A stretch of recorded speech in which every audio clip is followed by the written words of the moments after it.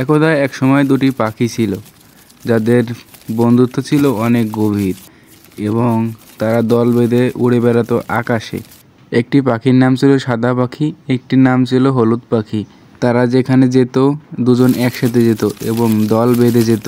একদিন তারা বলছিল যে একটা বাঘের সম্পর্কে, এ বন্ধু তুই কি শুনছিস, জঙ্গলে বাঘ এসেছে এবং শিয়ালদের এবং পশু পাখিদের ধরে নিয়ে যাচ্ছে।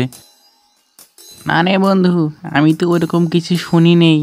তাহলে শোন, আমি একদিন জঙ্গলের পাশ দিয়ে উড়ে যাচ্ছিলাম, তারপরে দেখলাম একটা শিয়ালকে মারছে এবং বলছে আমি এখন একটা বাচ্চা খাবো, হা হা হা, আর একটা বাচ্চা পরে খাবো। এই বলে শিয়ালের একটা বাচ্চাকে বাঘ মামা খেয়ে ফেললো। শুনলি তো বন্ধু কি অবস্থা জঙ্গলের, ভুলেও আর যাবি না জঙ্গলের দিকে, না হলে তোকে হারাতে হবে। তুই চিন্তা করিস না বন্ধু, আমি জঙ্গলের দিকে কখনোই যাব না। তাহলে চল বন্ধু, বাসার দিকে রওনা দেই আমরা। এই বলে রওনা দিল দুই বন্ধু বাড়ির দিকে।